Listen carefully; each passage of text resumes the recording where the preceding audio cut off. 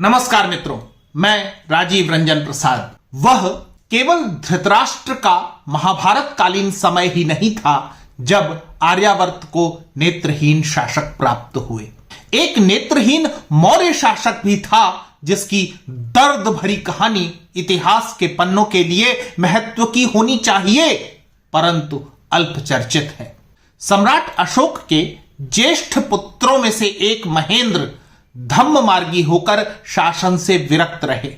अशोक के कितने पुत्र थे, इस पर बहुत अधिक स्पष्टता प्राप्त नहीं होती। उत्कीर्ण लेखों में उनके केवल एक पुत्र तीवर का उल्लेख मिलता है, जिनकी माता कौरवकी के दान का वर्णन अशोक ने अपने एक लेख में किया है। प्राचीन बौद्ध, जैन अथवा पौराणिक साहित्य में तीवर का कोई उल्लेख नहीं मिलता। यद्यपि इन कृतियों में अशोक के कतिपय अन्य पुत्रों की जानकारी अवश्य प्राप्त होती है। बौद्ध ग्रंथ दिव्यावदान सहित पुराणों में कुणाल का उल्लेख उस पुत्र के रूप में मिलता है जिसे वर्ष 238 ईसा पूर्व में अशोक के देहावसान पश्चात सिंहासन प्राप्त हुआ था।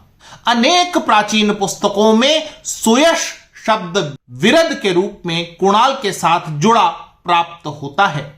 जानने का प्रयास करते हैं कि कौन थे सुयश कुणाल, उनके नेत्रहीन होने के पीछे का क्या रहस्य है। सम्राट अशोक द्वारा मौर्य शासन के युवराज नियुक्त किए गए थे कुणाल।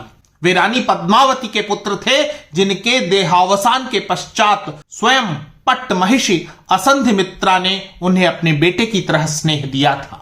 दिव्यावदान के अनुसार कुणाल का जन्म उसी दिन हुआ था जिस दिन अशोक ने 84,000 स्तूपों के निर्माण का संकल्प लिया था।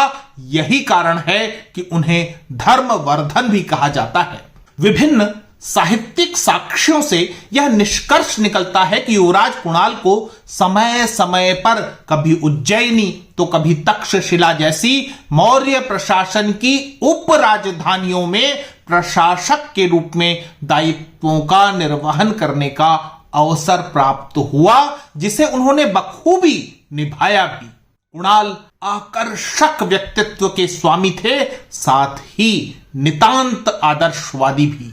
कहते हैं राजकुमार कुणाल की आंखें कुणाल पक्षी की तरह सुंदर थी। वे स्वयं स्वभाव से विनम्र और कोमल थे। उनका विवाह कांचनमाला नाम की सुंदर युवती के साथ हुआ, जो उज्जैनी के संपन्न श्रेष्ठी की कन्या थी।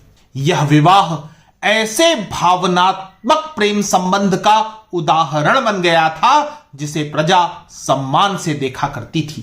कुणाल न केवल अपने जीवन साथी के प्रति आसक्त थे, अपितु शासन के प्रति कर्तव्यों को लेकर वे सजग भी थे।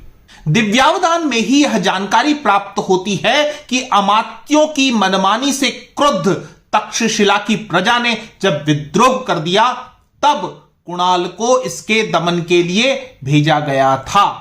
राजकुमार जैसे ही नगर की परिधि में प्रविष्ट हुए, प्रजा ने फूल मालाओं से उनका स्वागत किया और अमात्यों के प्रति अपनी नाराजगी से अवगत कराया। यह प्रसंग एक राजकुमार के रूप में उनकी योग्यता को प्रदर्शित करता है।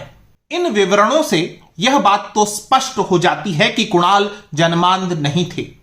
एक योग्य, आदर्शवादी, वीर और व्यक्तित्व से आकर्षक युवराज नेत्रहीन कैसे हुआ? इसके लिए हमें सम्राट अशोक के शासन समय तक जाना होगा। अपनी वृद्धावस्था में सम्राट अशोक ने एक नव युवती से विवाह किया था, जिसका नाम था तिष्यरक्षिता। तिष्यरक्षिता पर मैंने विस्तार से एक कार्यक्रम किया है, जिसे इस चैनल पर देखा जा सकता है। डिस्क्रिप्शन में लिंक प्रदान कर रहा हूं। सार संक्षेप यह कि बेमेल उम्र का विवाह युवती तिष्यरक्षिता की इच्छाओं पर अंकुश नहीं लगा सका। साम्राज्ञी असंधिमित्रा के निधन के पश्चात अशोक ने तिष्यरक्षिता को अपनी पट्ट महिषी बना दिया, जिससे केवल उसकी दमित इच्छाएं ही जागृत नहीं हुई, बल्कि असीमित राजनैतिक अधिकार भी प्राप्त हुए।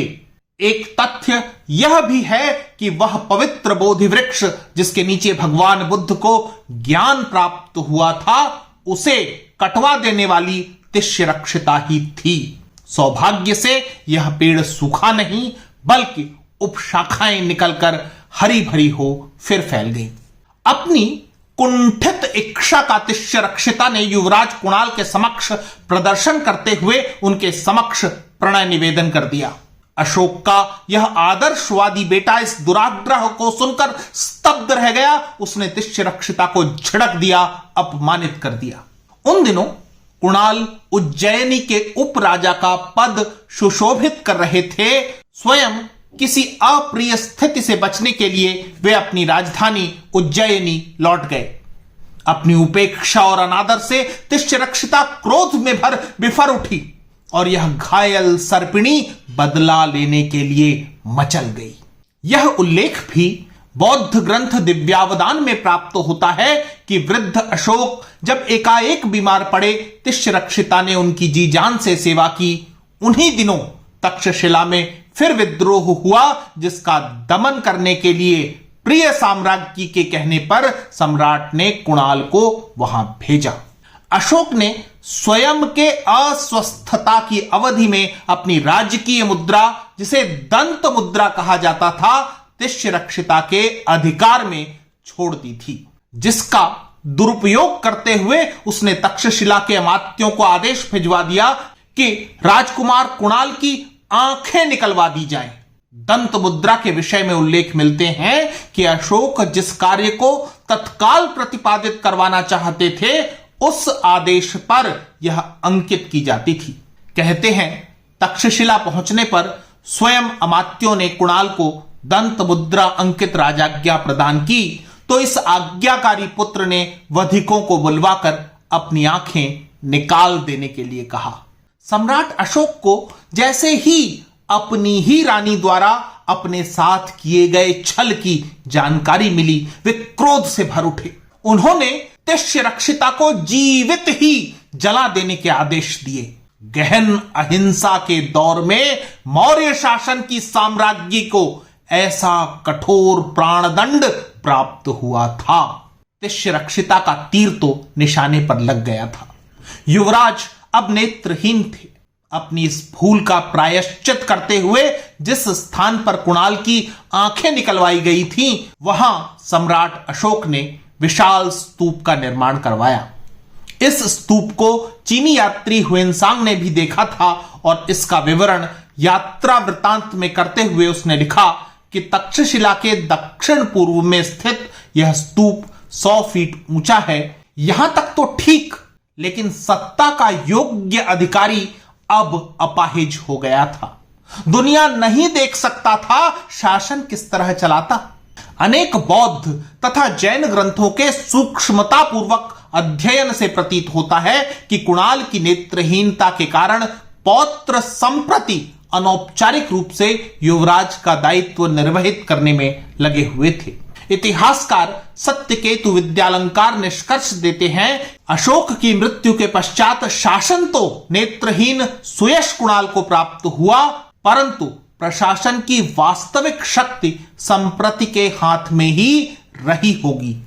कालांतर में संप्रति को मौर्य सिंहासन पर बैठने का भी अवसर प्राप्त हुआ था।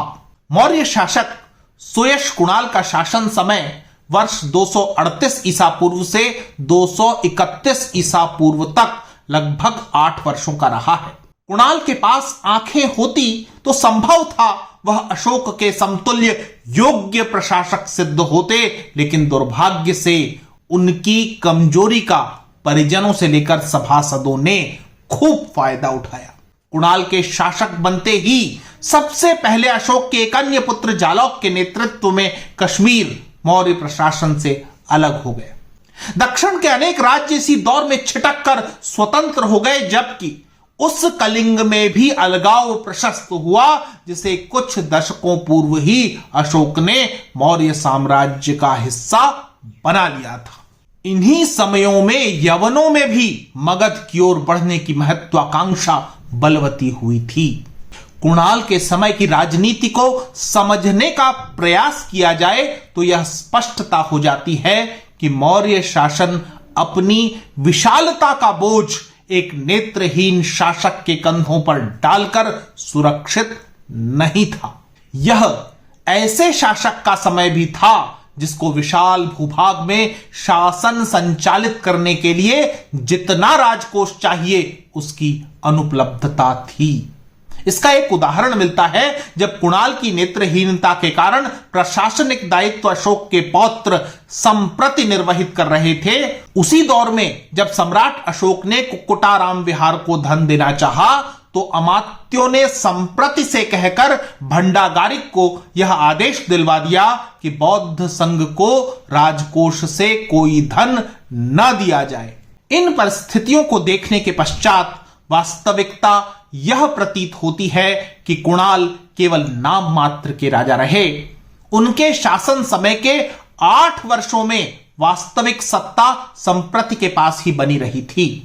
इन सभी तथ्यों संदर्भों पर गंभीर विवेचन आवश्यक है जो न केवल मौर्य साम्राज्य के विघटन के कारकों में से एक है अपितु इससे हमें यह सीख भी मिलती है कि मजबूत से मजबूत इमारत कमजोर खंभों पर नहीं टिकती।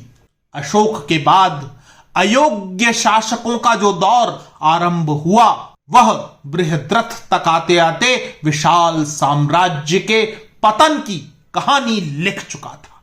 मित्रों, आज इतना ही। फिर मिलता हूं ऐसे ही किसी ऐतिहासिक संदर्भ के साथ। अगर आपको मेरा यह चैनल पसंद आ रहा है तो कृपया इसे सब्सक्राइब करें। आप इस प्रस्तुति को लाइक या शेयर भी कर सकते हैं। नमस्कार।